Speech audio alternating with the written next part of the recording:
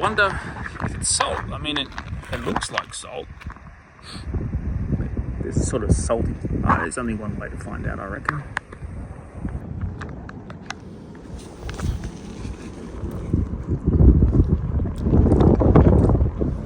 Definitely salt. Yummy. So, if you observe on the ground here, there are shells everywhere. I mean, if this was an area that was tidal, this wouldn't be exposed like this. So maybe it's being drained or something. I'm not really sure why this is, or it's changing landscape. It's actually really interesting though.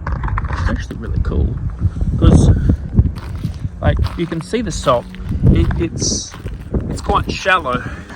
The salt pieces here, it's not very deep. It's if you dig through the ground here, it's superficial. So I don't know. That's just really weird. That's really cool. So I wonder if it's being drained. That's fascinating. I wonder what's actually going on here. Another thing is, notice with these shells, see,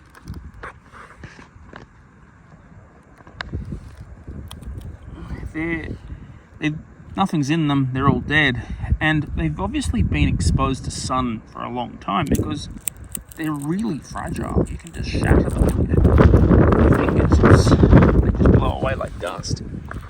It's actually really interesting. I wonder why it's like this. Actually, if you look on these leaves, it's actually it's crystalline.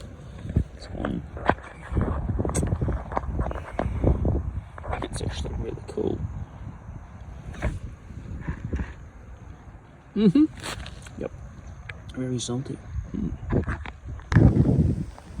So there's a road, and it's all covered in salt too. So I might walk down it, and if I can show you where to get to it, let's find out how to get to it for you guys.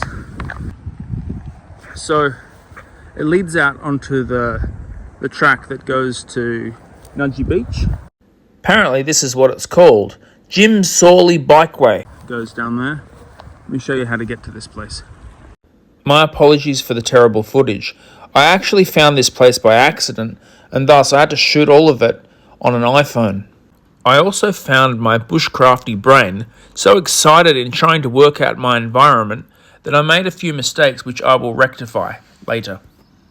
So walk down here. I'll show you it. So yeah, you're walking along through mowed grass, and it leads onto a road that I walked onto this track with. And I'll show you where it goes to and how to get there. So maybe this will lead on to becoming a track sometime. I don't know, I'm intrigued. All those spots you can see on the ground is where the salt is actually collected on these plants. It's actually really cool. iPhone, come on, focus. Look